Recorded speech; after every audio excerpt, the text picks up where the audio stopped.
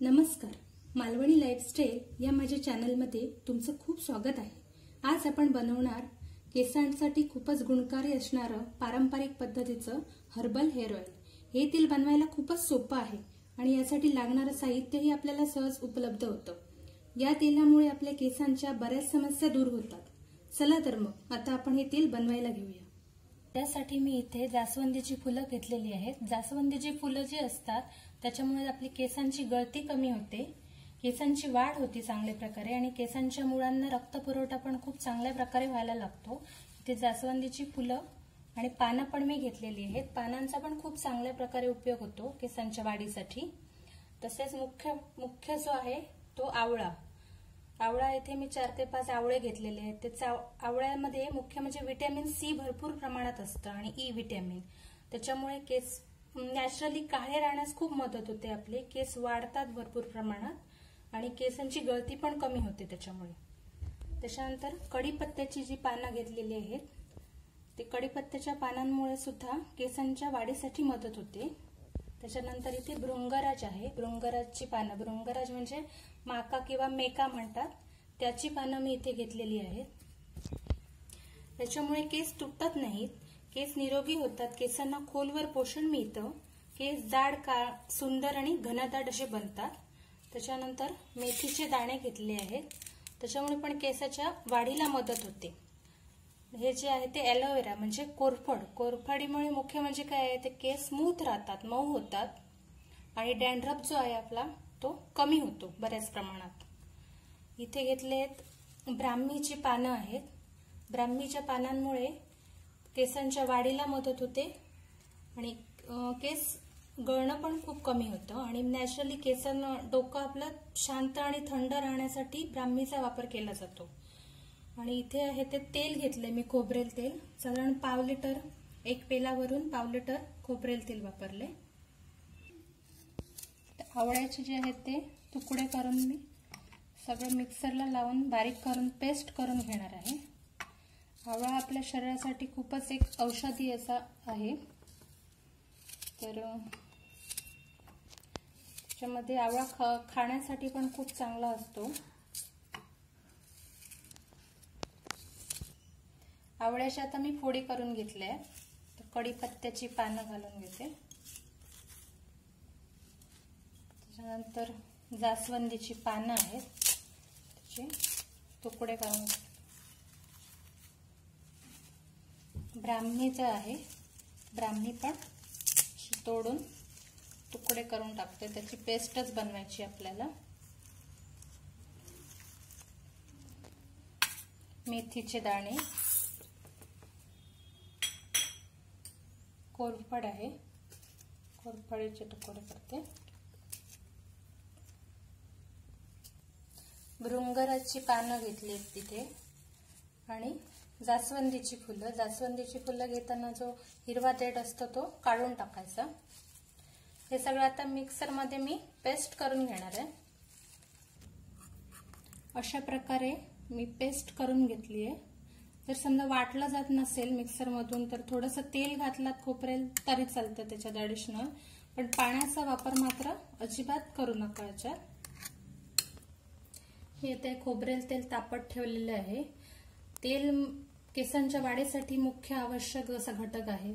खोबरेल तेल मी आता हे आमचं घरचंच वापरलेलं आहे, घरगुती खोबरेल तेल आहे। तुम्ही पॅराशूट तेल किंवा जे कुठचं खोबरेल तेल असेल ते वापरू शकता। त्यानंतर आपण जी पेस्ट बनवली आहे ती पेस्ट मी त्याच्यात घालते।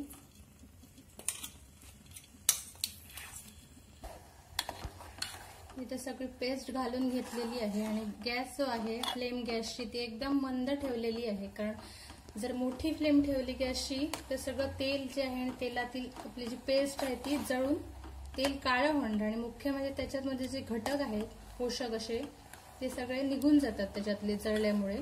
त्यामुळे जेवढं जमेल तेवढ्या मंद आचेवरती तेल आपल्याला बनवायचं आहे। हे हळूहळू ढवळत राहायचे, एक 15 ते 20 मिनिटं लागतात हे तेल बनवायला।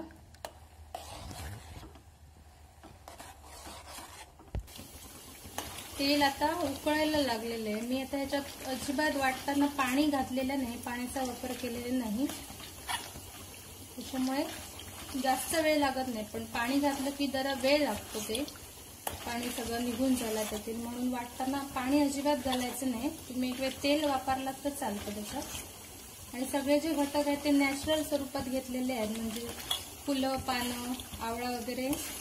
त्याच्यामुळे साईड इफेक्ट ह्या तेलाचा काहीच होत नाही. सगळं नॅचरल हर्बल असं घेतलेलं आहे आपण, कुठलाही केमिकल याच्यात ऍड केलेलं नाहीये. याच्यामध्ये आपण आवळा वगैरे घेतलेला आहे. आवळा कसं आपल्याला सीझन मध्ये बाजारात सहज उपलब्ध असतो. आणि भृंगराज आहे किंवा ब्राह्मी आहे, ती आपल्याला शेतामध्ये वगैरे मिळते. जर तुम्हाला याच्यातला एखादा घटक मिळाला नाही तर तुम्ही पावडर स्वरूपात ते वापरू शकता. फक्त पावडर जर घ्यायची असेल तर ती तेल चांगलं उकळल्यानंतर मग शेवटी घालायची. 17 मिनिटं आता झालेली आहेत. मी सतत ढवळत राहिले मी असं. त्याच्यात मी 1-2 पानं टाकलेली. ते पानांचा रंग पण पूर्ण आता चेंज झालाय. हिरवी पानं होती, त्याचा रंग बघा चेंज झालेला दिसतोय. आणि दुसरं म्हणजे आवाज जो उकळण्याचा येत होता जोरात, तो पण आता बराच कमी झालेला आहे हळूहळू. जसं आपण तूप कडवताना लक्ष देतो तसंच इथे पण आता आवाज थांबल्यामुळे मी आता गॅस विझून टाकते. कारण हे आपलं तेल झालेलं आहे, त्यातलं पाणी पूर्णपणे गेल्यामुळे उकळण्याचा जो जोरात आवाज येत असतो तो स्टॉप झालेला आहे. त्याच्यामुळे तेल त्याच्यापेक्षा जास्ती ठेवलं तर तेल हळूहळू काळं व्हायला लागणार. मी आता गॅस विझून टाकते.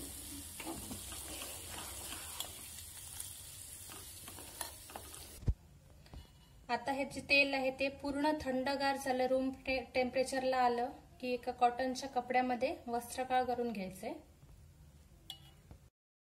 तेल गाळून घेण्यासाठी मी इथे कॉटनचा 2 पत्री कपडा वापरलेला आहे. तेल जे आहे बनवलेलं तर पूर्ण आता रूम टेम्परेचरला आलेलं आहे, गार झालंय.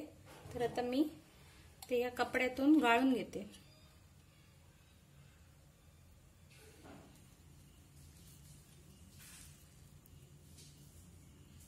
अशा प्रकारे सगळं तेल दाबून दाबून पूर्णपणे गाळून घ्यायचं.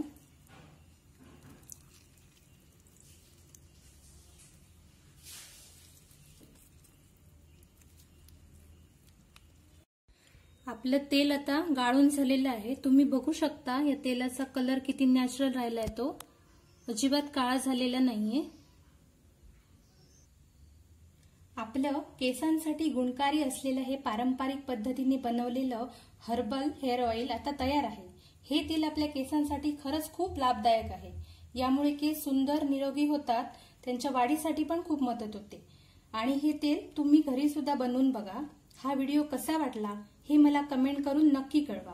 व्हिडिओ आवडला असेल तर लाईक करा, जास्तीत जास्त शेअर करा आणि अशाच छान छान व्हिडिओंसाठी माझ्या चॅनेलला सबस्क्राईब करा.